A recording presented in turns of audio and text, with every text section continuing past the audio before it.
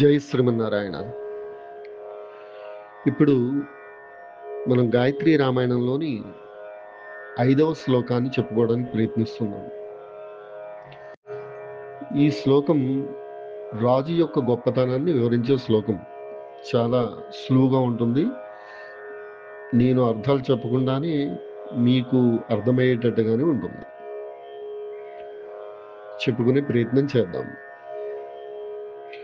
ముందుగా నేను చెప్తాను, వెనకాల మీరు కూడా అనడానికి ప్రయత్నించండి. రాజా సత్యం చ ధర్మస్య కులవతాం కులం మాతా పితా చైవ హితకరః నృణాం.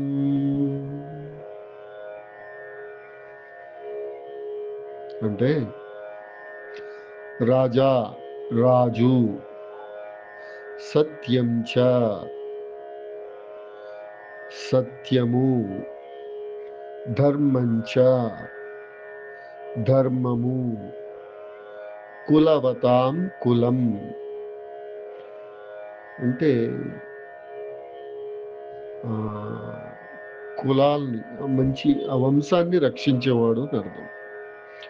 వంశాన్ని మంచిగా రక్షించేవాడు అని అర్థం.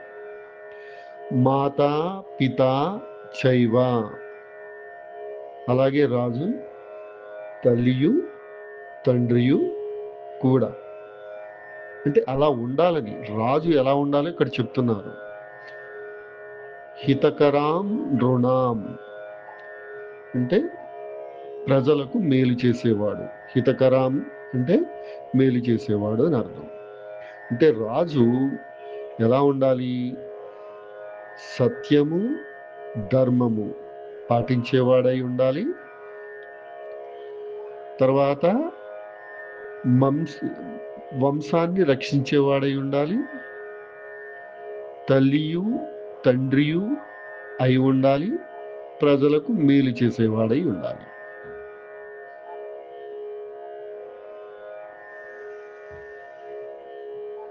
చాలా సులువుగా ఉంది కదా శ్లోకం. మీకు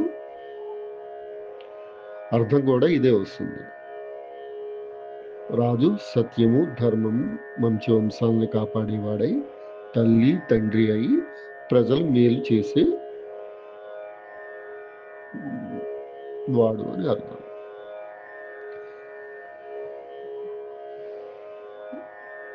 ఈ శ్లోకం మనకి రాజు బాధ్యతల్ని, ప్రజల పట్ల అతని పాత్ర ఎంత ముఖ్యమైందో తెలియజేస్తూ వస్తుంది.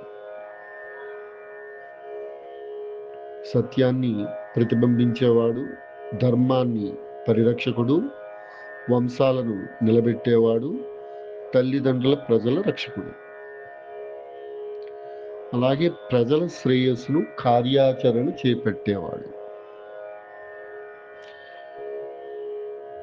ఇక్కడ మనకి రాజు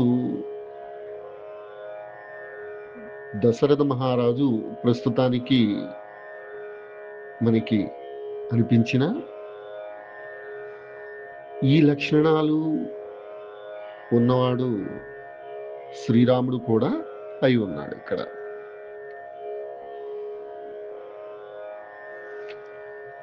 ఓకేనా? జై శ్రీమన్నారాయణ.